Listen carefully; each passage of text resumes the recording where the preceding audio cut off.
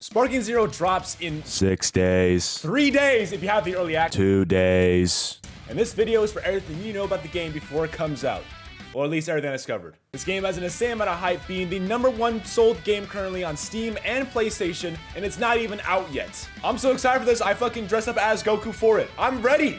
This video only contains stuff that I personally discovered about the game itself that comes out in a few days. So if you guys find this video helpful at all, be sure to like and subscribe, and also state that bell on for whenever I play the game myself, because you know there's gonna be a lot of videos when it comes out. With that being said, let's jump right into it!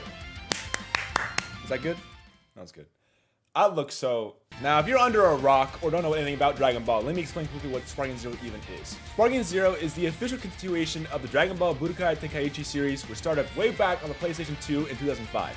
Comparing the third Tenkaichi to this now, a lot has changed. Now, this game is going to be massive both by sales and by the character roster, considering that currently there are going to be 182 characters in this roster, including movies and GT. Which, if you guys don't know, is a very rare thing to happen in the base game release of any Dragon Ball game, from what I remember. A lot of times they happen in DLC, but that doesn't happen this time. Speaking of DLC, there's already 2 confirmed packs, including characters from the movie Superheroes, as well as Daima, which also premieres the exact same day as Sparking Zero's official release, being the 11th of October. There's a little of every character in the franchise within this game, from fucking Goku, to Jiren, to Broly, to Android 17, to Frieza Soldier, to Hercule, to Bergamo, to Topo.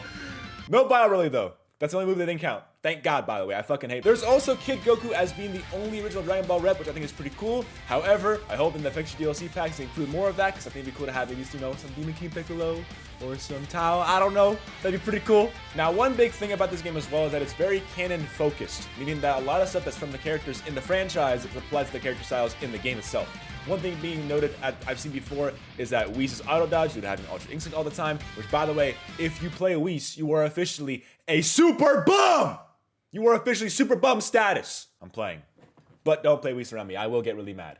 Now, as far as I'm aware, because I haven't played too much of the Tenkaichi games, the games aren't necessarily always really balanced, like a game in Fighters. Because of this, I believe they might bring back a feature from the previous games called Destruction Points, which basically puts kind of a cap on your team of characters, because if it's a really good character, you can't have a lot of them on your team, otherwise the team would be kind of busted. A big thing about this game on top of everything else I mentioned is also the story mode that's going to happen, which has a different take on it than what you normally expect. They've brought back the idea of what ifs, which are little changes in the original stories of Dragon Ball that allow you to change the outcomes of what happens in the future. And I believe this applies to a lot of character stories. There's 8 playable character stories, being Goku, Vegeta, Gohan, Piccolo, Frieza, Future Trunks, Goku Black, and Jiren, which I'm very surprised at the last one, because I mean, I like Jiren personally, but I never expected him to get a fucking character story. All the character stories have different varied lengths, obviously Goku being the longest. I'm sure there'll be more hidden changes in the story if you win against fights you're supposed to lose in the story from the show, but we'll find out when we play it, obviously, because, you know, it's not happened yet. I think the return of What Ifs is huge, and I think the idea that they're going for that is going to be awesome. As I'm recording this, there's also a trailer today that came out with an animated opening, which I think is really fucking cool, but I don't think that's for the story mode. I think it's just for the game itself. But other way, it looks really cool. Have you seen this, bro? Look at this. Also, just want to mention that if you actually pre-order the game, you get a bonus of 6 characters early unlocked, being all the forms of Gogeta and Broly from the Super movie, on top of also Daima Goku, which I think is also really cool. If you got money and you want to burn it, don't do that. Buy the Ultimate Edition. Another crazy thing they're adding is the custom battle generator. The custom battle modes allows you to make custom cutscenes, dialogue, and interaction with characters. However, they aren't letting you make actual custom dialogue. It only can be dialogue that's given from the game to other characters. So sadly, you can't make it like whatever kind of what if story you want to be and stuff like that. But it's still really, really cool and really expansive. I like that a lot. Is expansive a word? It's not a word. Well, not a word that can...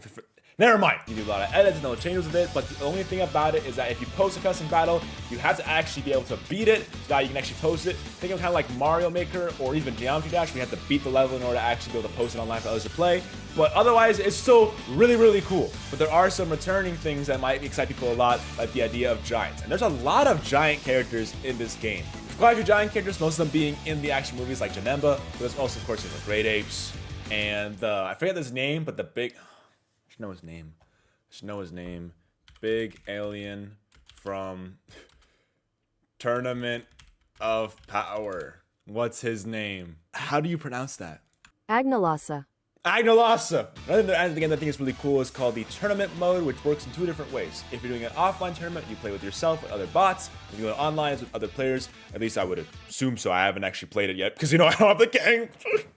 Give me the game now! As far as I'm concerned, it works like any other standard, like, tournament-esque mode in a game where, it's a certain amount of people in a bracket. When you win somebody in the bracket, you go up until there's the finals. And if you win the finals, you win the tournament. I'm not sure they'll add a tournament of power mode, which would be like the anime. If they end up doing that, I think it'd be really cool, but I'm not sure how it would work because I'm sure there'd be some biased, cross-teaming kind of stuff like how there would be in the regular tournament. But I digress because I'm sure it probably would have been announced if it was in the game. But hey, Bandai, you got ideas? I'm your guy. But I think that covers everything I wanted you guys to be aware of if you haven't already been aware of. So make sure you guys enjoyed, again, like and subscribe. And your boy is going to get ready for when this game drops. You already know that when I get that early access preview, there will be a video ASAP. And when the game officially comes out, there will be a stream after I watch Daima and maybe the My Hero movie. I don't fucking know. That's it for me. Love you guys. Have yourself a damn good one. And see you guys all on the battlefield and also in the next video. Take care, y'all. I love you guys. Why are you still here? Okay, bye.